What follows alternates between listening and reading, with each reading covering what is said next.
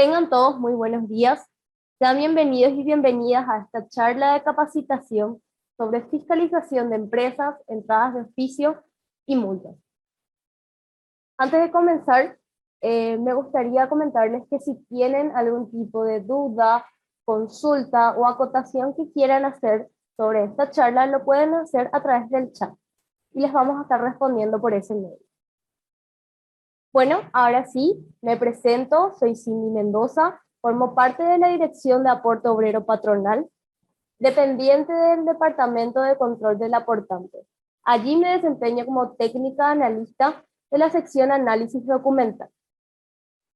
Primeramente, antes de proceder a hablar sobre la fiscalización de empresas, las inscripciones o entradas de oficio o las multas, debemos hablar del ente en donde se realizan estas acciones, que es la Dirección de Aporte Obrero Patronal. Y para tener una idea básica de lo que realiza esta dirección, es importante mencionar su misión y su visión. Tenemos primeramente que la misión de la Dirección de Aporte Obrero Patronal es gestionar los procesos de afiliación, liquidación y gestión de la cartera, control y difusión del seguro social, garantizando por sobre todo la sostenibilidad de las prestaciones y la protección de la población, que es objetivo del seguro social, el cual es administrado por el Instituto de Previsión Social. Y tiene como una visión futura ser la unidad administrativa pública que se destaque a nivel nacional e internacional por la excelencia en la gestión de servicios, con eficiencia, transparencia, honestidad y compromiso con la patria, cimentando en los recursos humanos altamente competentes y la utilización de la tecnología de punta. Asimismo, es que en el año 1943 es creado el Instituto de Previsión Social bajo dos premisas sumamente importantes que la engloban, que es la seguridad social y el seguro social. Tenemos por un lado que la seguridad social es el sistema de protección social que pretende amparar en todos los habitantes de una nación sin exclusiones ni limitaciones. Y el seguro social lo vemos como un conjunto de beneficios y prestaciones establecidas a favor de los trabajadores afiliados a una caja y que eventualmente, como es en el caso de IPS, este beneficio también se extiende a los trabajadores, a los familiares de los trabajadores. Y es allí en donde nosotros nos preguntamos y siempre solemos recibir bastantes consultas sobre esto, que es muy importante. ¿Es obligatoria o no la inscripción del trabajador asalariado en IPS? Y la respuesta es sí. Y esto se encuentra incluso establecido en el artículo 3, que habla acerca de las inscripciones obligatorias, el cual se encuentra transcrito en el decreto ley número 1660/1950, aprobado por la ley número 375/1956, modificado por el artículo número 1 de la ley número 427/1973, el cual estipula y establece que la inscripción de todo trabajador es obligatoria por parte del empleador y que esta inscripción comienza desde la iniciación de las tareas laborales del trabajador e inclusive también entra estando en el periodo de prueba. Habiendo ya aclarado un poquito estas cuestiones introductorias, podemos ir al objetivo principal de esta charla de capacitación, que en este caso yo les voy a estar comentando un poquito acerca de las infracciones o las multas administrativas que se le establecen a las patronales. Y nos preguntamos, ¿de dónde nacen estas multas? ¿Cómo se dan? Y pues estas multas la mayoría de las veces se suelen establecer luego de un proceso de verificación in situ que realiza la sección Inspección y Verificación del Seguro Social. Y también se suele dar por alguna omisión de repente que puede cometer una patronal que ya se encuentra inscrita dentro del Seguro Social. Y como podemos ver en la pantalla, estas multas transcritas y legisladas por las que nos solemos guiar es la ley número 5655/2016, que contempla, amplía y modifica las disposiciones del régimen legal del Seguro Social Obligatorio del Instituto de Previsión Social. Y luego se encuentra la resolución del Consejo de Administración número 019-017/2019, de fecha del 30 de abril del año 2019. Asimismo, la resolución 019 clasifica de cierta manera estas infracciones y las clasifica de 4 formas: de forma leve, media, grave y muy grave. También, asimismo, esta graduación de leve, media, grave, muy grave se da bajo ciertos parámetros. Y estos parámetros son, como por ejemplo, el beneficio que pudiera ser obtenido por el infractor, la gravedad del daño generado o potencialmente producible en perjuicio de los asegurados y la reincidencia. Es también así que las infracciones administrativas conllevan una sanción con una multa determinada, y esto se calcula a través de días multa. Aquí les muestro un ejemplo de un mínimo de días multas, que es 10. Y después un máximo de multas, que sería 201 días multa. Aquí vemos un ejemplo de cómo se calcula el monto de la multa que se le estaría estableciendo. Y se realiza de la siguiente manera. El salario mínimo se divide con el 26%, y de allí se obtiene un jornal diario. De ese jornal diario sale el monto de 84.340, el cual se multiplica por el 20%. De allí se obtiene 16.868, y eso se multiplica por el número 10. ¿Y de dónde sale ese número 10? De los días de multa que se le estaría aplicando. De 16.868 por 10.000 sale el monto de 168.680. Y ese monto sería la multa que se le estaría aplicando. Asimismo, la resolución 019 menciona que en el caso de atraso de planillas, se le estaría cobrando el doble de importe de la suma correspondiente por aporte que esté reteniendo la patronal que no esté aportando en el plazo establecido. Aquí les muestro una tabla con las infracciones leves, y podrán ver asimismo en pantalla que los días multas que se aplican en los casos de infracciones leves, todas son por 10 días. Asimismo, también se aplica por trabajador. O sea, de que si de repente se aplica una infracción a un empleador, esa infracción se le será computada por trabajador, si es 1, 2 o más trabajadores. Y el monto por el cual se les estaría multando sería por la suma de 168.680, así como estábamos viendo en el cálculo anterior. Un poquito de estas infracciones leves sería la comunicación tardía de entrada o salida de los trabajadores, cuando es realizada a instancia del empleador hasta 90 días posteriores al inicio o término del vínculo laboral. Luego también está la falta de inscripción o entrada de trabajadores, la omisión parcial de depositar aportes por trabajador. Esto quiere decir cuando el trabajador comenzó, en un ejemplo que voy a dar, el trabajador hipotéticamente comenzó a trabajar el día 10, pero recién la patronal le inscribe en el Seguro Social, en IPS, el día 15. Esa es una omisión parcial. Luego también está la comunicación tardía de inscripción patronal como consecuencia de alguna actuación de la Dirección de Aporte Obrero Patronal, o sea, verificación in situ.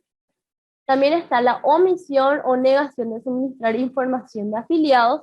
Esto se da la mayoría de las veces cuando dentro de una verificación in situ, los inspectores de la seguridad social van al local a verificar y hacer una inspección, y las personas encargadas o el propio representante le niega dar información a los inspectores.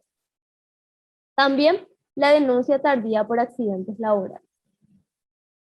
Paso a la siguiente tabla, que serían las infracciones medias, y como pueden ver también, aquí aumenta los días multas por el que se le estaría imponiendo al trabajador, y también aumenta el monto de la multa, que sería el de 522.908, y esta vez sería por trabajador y empresa.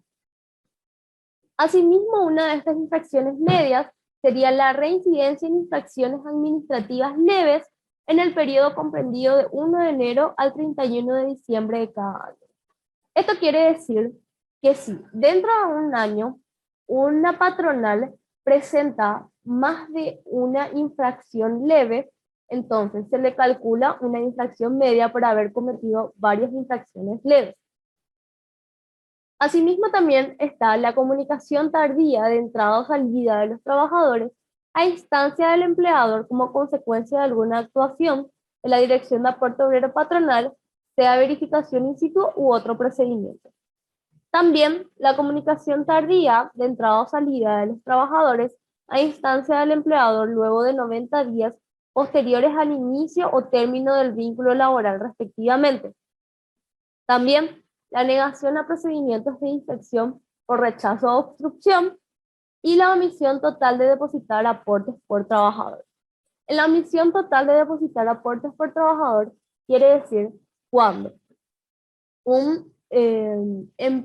una patronal le registró recién un mes después de haber iniciado sus labores de trabajo. Un ejemplo puede ser que el trabajador empezó a trabajar el 10 de marzo y la patronal recién le da un ingreso el 5 de abril. Ese sería un claro ejemplo. Aquí también está la tabla por infracciones graves, en donde pueden ver que los días multas aumentan a 101 días multa. Se aumenta el monto de infracción, que sería de 1.703.668, y se calcula por empresa. Y se da de la siguiente forma. Se da por comunicación tardía de la inscripción patronal, por falta de inscripción patronal, por la falta de actualización de datos del empleador, por la reincidencia en infracciones administrativas medias en el periodo comprendido del 1 de enero al 31 de diciembre de cada año. Y así como había mencionado anteriormente, que si dentro del periodo de un año un trabajador realiza más de una infracción media, entonces se le calcula como infracción grave. Y también la negación a procedimientos de inspección por intransigencia y oposición al procedimiento. Por último, está la tabla de infracciones muy graves, en donde podemos ver que los días multa aumenta a 201 días multa. El monto que se estaría estableciendo es el de 3.390.468, y estas infracciones muy graves tienen una particularidad muy grande, que es la que se resuelve a través de sumarios administrativos. Esto quiere decir que una vez que se canaliza que existió una infracción muy grave, esto va a resultar de un análisis exhaustivo que se hace, y luego el Consejo de Administración lo resuelve a través de una resolución. Una de estas infracciones graves sería la reincidencia en infracciones administrativas graves en el periodo comprendido del 1 de enero al 31 de diciembre de cada año. Esto quiere decir que si dentro de un año una patronal comete más de una infracción grave, o sea, varias, se le estaría computando como una infracción muy grave. También está la omisión de depositar aportes, cuando como consecuencia del aporte no realizado, el trabajador no puede acceder a una jubilación, o acceder a la misma será con un haber inferior al que le debería de corresponder. Este caso se suele dar la mayoría de las veces cuando, por ejemplo, un empleador em, computa ante el IPS cierto monto que no corresponde del salario de su trabajador. Cuando, por ejemplo, un trabajador gana la suma de 5 millones de guaraníes, pero el empleador hace figurar ante las planillas de IPS que él solamente percibe salario mínimo para así él solamente abonar lo que corresponde al seguro social, lo que correspondería al salario mínimo y no lo que correspondería a su salario real, que sería de 5 millones. Y se suele dar en esos casos esta infracción que realmente es muy grave.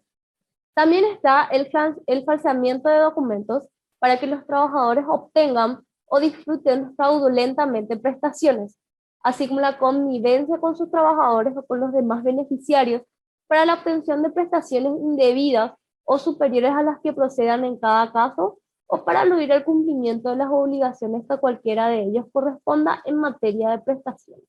Esto quiere decir cuando, por ejemplo, las patronales, en conjunto con los trabajadores, falsean ciertas documentaciones para obtener beneficios que no corresponden. Y esto también entra dentro de lo que sería la jubilación o otros beneficios también.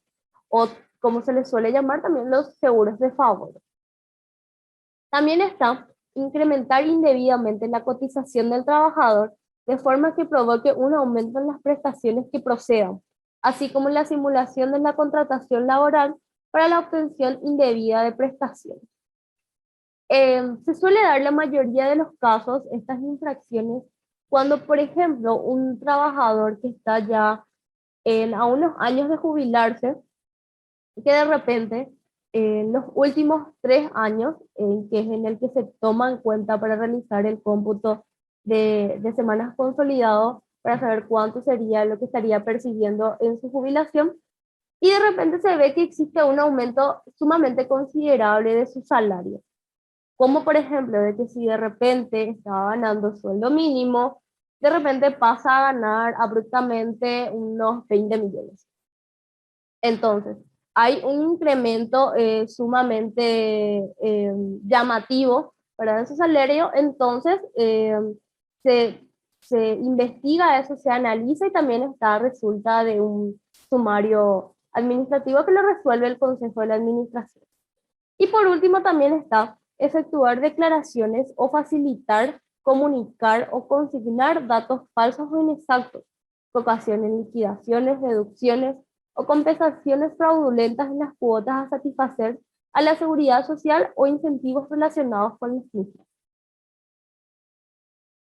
Asimismo, es que por todo eso, en el ámbito penal se incorporó un nuevo tipo penal, que es el de la evasión de aportes a la seguridad social, el cual dice que se entenderá como evasión de aportes a la seguridad social todo caso en el cual exista un déficit entre el aporte debido y el aporte liquidado, parcial o totalmente.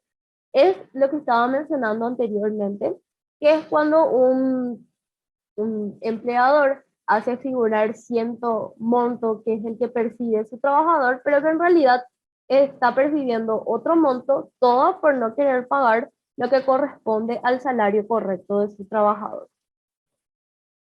Esta infracción queda configurada luego de haber descontado del salario el monto correspondiente al aporte debido por el trabajador para la seguridad social. No ingresaba o omitiera ingresar a la entidad recaudadora dicho monto, el mismo será castigado con una pena privativa de libertad de 1 hasta 5 años o con multa. Y en los casos especialmente graves, la pena de privativa de libertad podrá ser aumentada hasta 10 años. Asimismo, es que también por eso dentro del Departamento de Control del Aportante y dentro de la Dirección de Aporte Obrero Patronal y de las demás secretarías del Estado, tenemos ciertos canales de denuncia en donde ustedes pueden denunciar ya sea que se está haciendo un uso indebido de los aportes o no se está aportando lo que corresponde, o si de repente no se cuenta con el seguro social. Lo pueden hacer a través de la Unidad de Anticorrupción y Transparencia del IPS, a través del siguiente link, que lo pueden ver en pantalla, y también lo pueden hacer a través del canal de denuncias de la Secretaría Nacional de Anticorrupción. Desde ya, les comento nuevamente que pueden hacer sus consultas en el chat y les vamos a estar respondiendo, y seguidamente les cedo la palabra a mi compañera, la ingeniera comercial Elena Garay, que les estará hablando un poquito acerca de las verificaciones in situ y las entradas de oficio. Gracias por su atención. Buenas tardes, mi nombre es Elia Garay, soy inspectora de seguridad social dependiente de la sección de inspección de verificación y seguro social del Departamento de Control Aportante de la Dirección del Control del Aportante.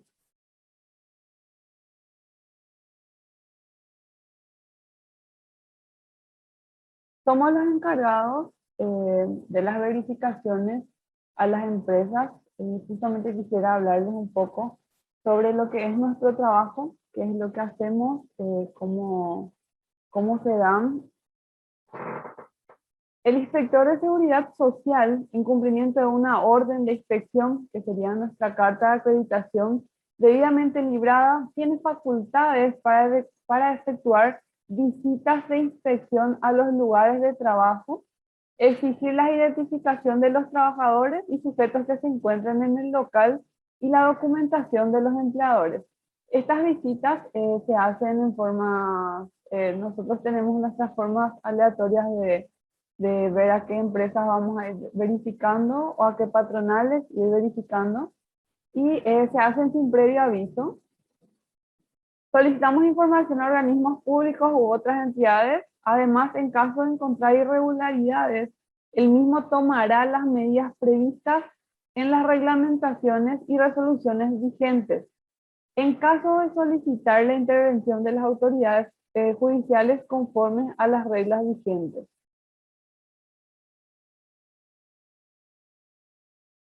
La ley 1860/1950 del 30 de abril dice lo siguiente: el artículo 69, las firmas patronales se hallan obligadas a facilitar la inspección prevista en el artículo 15, inciso K, de esta ley y exhibir los balances dictados por la Dirección del Impuesto a la Renta y libros exigidos por la Dirección de Trabajo. Esta es la ley que nos habilita a los inspectores a hacer las inspecciones in situ. In situ, quisiera explicarles también un poco qué es lo que implica esa palabra. Es que nosotros nos vamos hasta el lugar a verificar con la carta de acreditación. El artículo 15, inciso K, dispone las inspecciones de las firmas patronales a fin de controlar el cumplimiento de las leyes del seguro. Justamente, la fiscalización es una forma de hacer que las patronales estén en regla, que cumplan con sus obligaciones, y así para que sus empleados puedan obtener todos los beneficios que nosotros damos, ya sea a corto plazo, como asegurar a su grupo familiar por un monto mínimo, y también a largo plazo, que sería la jubilación. Vamos a pasar a la siguiente. La carta de acreditación es un instrumento, es la orden por la cual se designa y se autoriza a los inspectores a realizar las tareas de verificación in situ, suscrito por el director de aporte obrero patronal. Es la persona que firma nuestra carta junto con el jefe de departamento de control del aportante. Esa carta debe ser presentado en el local, ya sea al empleador o al encargado, quien nos va a recibir y que nos va a autorizar la inspección en su centro de trabajo. Vamos a pasar a la siguiente. Esta es una muestra de nuestra carta de acreditación, donde figura el número de memo, la fecha, a quién va destinado la verificación, ya sea el nombre de la empresa o la patronal, el RUC, que sería el RUC y la dirección que las patronales registran en nuestros sistemas. Y abajo ya tienen dentro de la documentación, estamos los fiscalizadores autorizados con número de cédula para hacer las inspecciones. De hecho que todos los inspectores tenemos nuestro carnet identificatorio que tenemos que presentar a la hora de presentarnos en las empresas. Al pie de la carta, nosotros solicitamos siempre que la persona que nos autorizó a la inspección nos firme, nos selle y con la aclaración correspondiente. Después, nuestra siguiente herramienta sería el acta de verificación. Es el principal elemento que da inicio a la fase del proceso administrativo, porque habla que es el inicio de la fase, porque la carta es la orden, pero el acta es donde se van registrando todo lo que va aconteciendo dentro del proceso de verificación in situ. Siguiente. Este es nuestro modelo actual de acta de verificación, donde ponemos a dónde vamos, la hora, que es fundamental, todos los datos del empleador que nosotros constatamos en ese momento. Después vamos labrando el acta, que sería la parte de entre medio, y luego al final, en el lado derecho, si se fijan, dice, el empleador deberá presentar las documentaciones señaladas. Ahí nosotros vamos tildando las documentaciones que exigimos a los empleadores. Vamos a ir tildando, ya sea contratos de trabajo, solemos pedir última declaración de impuesto a la renta, sus facturas, pedimos también contratos de trabajo en el caso de que haya subcontrataciones. Y al pie de nuestra acta firman los inspectores que acudieron a la verificación y también la firma del representante del empleador.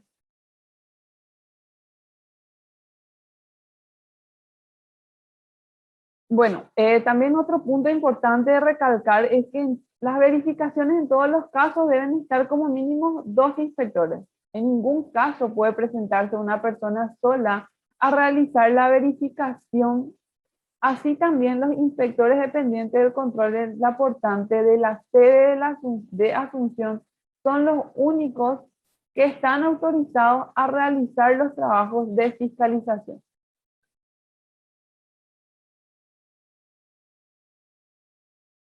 El proceso de verificación. La presentación e identificación de los inspectores. Nosotros todos tenemos nuestro sello y nuestro carnet identificatorio.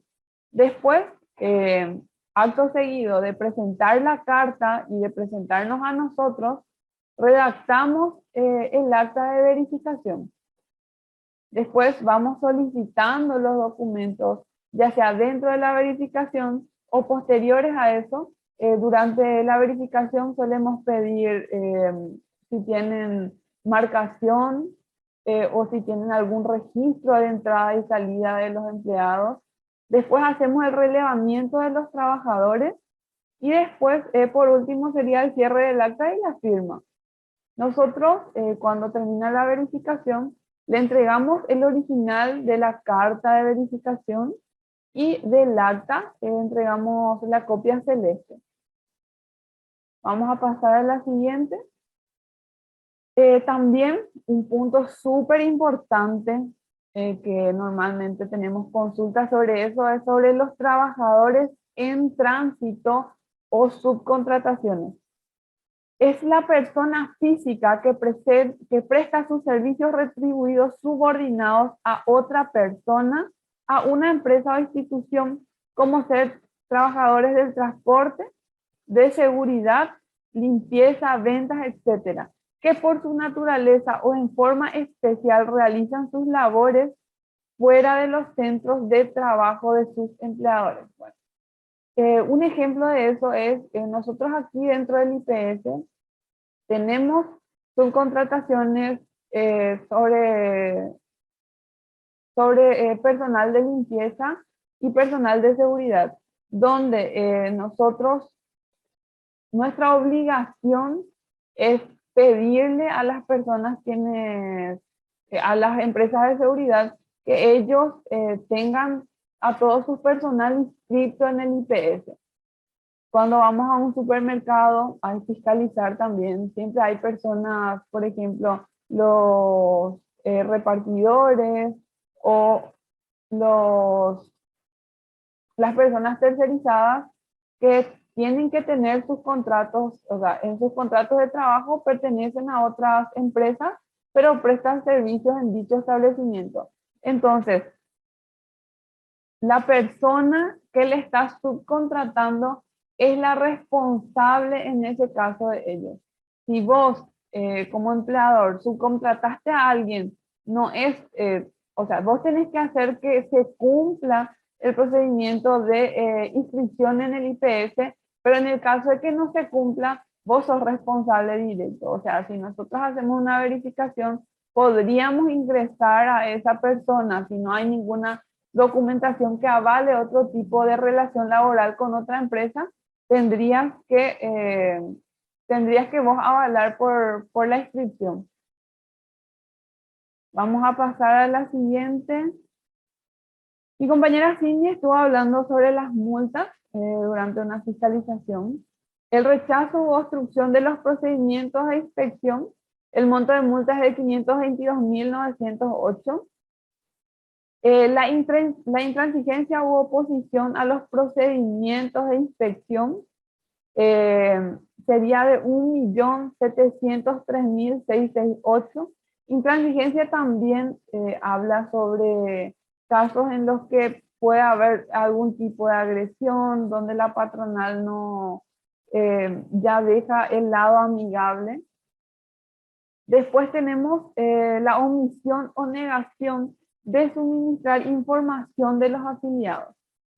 En este caso podría ser cuando la patronal le dice a sus empleados que no nos suministren información. En ese caso, todo ese tipo de acciones se dejan escrito en el acta. Vamos a pasar a la siguiente. La multa, Cindy había explicado sobre nuestros tipos de multas, que serían las multas leves en primer caso, que serían 168.680 guaraníes, sobre comunicación tardía de entrada o salida de trabajadores, cuando es realizada a instancia del empleador hasta 90 días posteriores al inicio o término del vínculo laboral. El siguiente es la falta de inscripción o entrada a trabajadores, la omisión parcial de depositar aportes por el trabajador. Hablaba de omisión parcial cuando la persona ya ingresa a trabajar con nosotros el 10 de enero, nosotros le escribimos recién el 15, entonces hay unos días que no se aportó por esa persona, en ese caso sería una omisión parcial. Después tenemos la denuncia tardía de accidentes laborales. Después pasamos a los que serían las infracciones administrativas medias, que el monto es 522.908. Sería, en primer caso, sería la reincidencia en infracciones administrativas leves en el periodo comprendido del 1 de enero al 31 de diciembre de cada año. Una infracción por año, entonces sería una infracción por año sería infracción leve. 2 infracciones por año sería infracción media. También, en el mismo caso, 2 veces que no comunique o comunique tarde la entrada o la salida de trabajadores a instancia del empleador como consecuencia de una actuación de la Dirección de Aporte Obrero Patronal. ¿Cuándo es una entrada a instancia? Una entrada a instancia es cuando nosotros los inspectores vamos a una empresa a verificar y resulta que un empleado A no estaba inscrito y nosotros, a raíz de que fuimos a inspeccionar, la patronal en ese momento Le inscribe, pero le inscribe con fecha, bueno, fuimos a inspeccionar el 20 de enero, la patronal le ingresa al 15 de enero, pero recién, o sea, se constata de que esa acción fue realizada después de la verificación. O sea, nosotros, esa es la figura que se le llama cuando fue a través o en consecuencia de una actuación de la Dirección de Aporte Obrero Patronal. La omisión total de depositar aportes por trabajador también. Vamos a pasar a la siguiente infracción, que sería la infracción grave. También la comunicación tardía de la inscripción patronal en un periodo de 3 veces en un periodo de un año después de la infracción.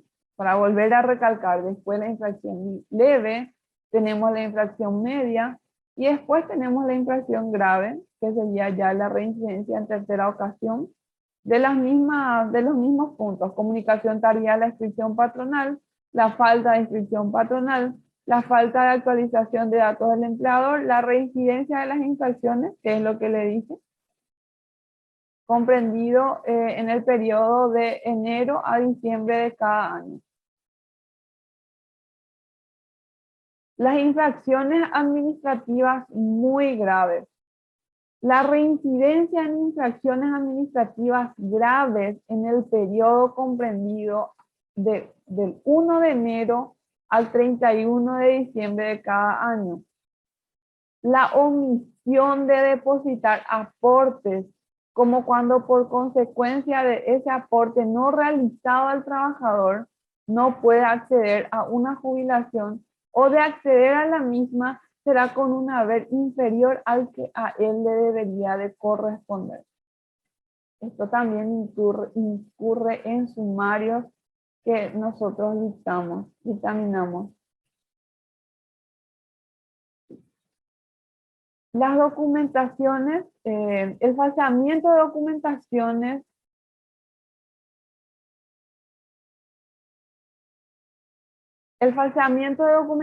para que los trabajadores obtengan o disfruten fraudulentamente prestaciones, así como la connivencia con sus trabajadores o con los demás beneficiarios para la obtención de prestaciones indebidas o superiores a las que procedan en cada caso, o para eludir el cumplimiento de obligaciones que a cualquiera de ellos corresponda en materia de prestaciones. Otro punto es incrementar indebidamente la base de cotización del trabajador en forma que provoque un aumento en las prestaciones que procedan, así como la simulación de contratación laboral para la obtención indebida de prestaciones. Nuestra siguiente figura, cuando una persona simula o una patronal simula contratarle a alguien para que justamente este beneficiario pueda ser asegurado en IPS, nosotros a esa figura le llamamos seguro de favor, que también nosotros vamos investigando y tomamos las medidas correspondientes. Efectuar declaraciones o facilitar, comunicar o consignar datos falsos e inexactos que ocasionen liquidaciones, deducciones o compensaciones fraudulentas en las cuotas a satisfacer a la seguridad social, incentivos relacionados a las mismas, ya sea los reposos, los subsidios, demás tipos de compensaciones que el instituto acredita a sus beneficiarios. Por último, tenemos nuestros canales de consultas y denuncias para cualquier tipo de irregularidades o para las consultas propiamente dichas, que sería aquí en nuestro piso, Víctor Aedo, esquina Nuestra Señora de la Asunción, en el primer piso, donde estamos en el área de control del aportante y el área de sección de inspección y verificación del Seguro Social. Después tenemos también nuestros canales de denuncia de la Unidad de Anticorrupción y Transparencia. Bueno, les agradezco por su atención. También cabe recalcar que tenemos nuestros medios de redes sociales en las cuales pueden seguirnos en el Facebook y en el YouTube como Dirección de Aporte Obrero Patronal y un medio IPS. Les agradezco mucho nuevamente su atención. Les vamos a estar esperando para las próximas capacitaciones y las consultas estaremos haciendo al final. Muchas gracias.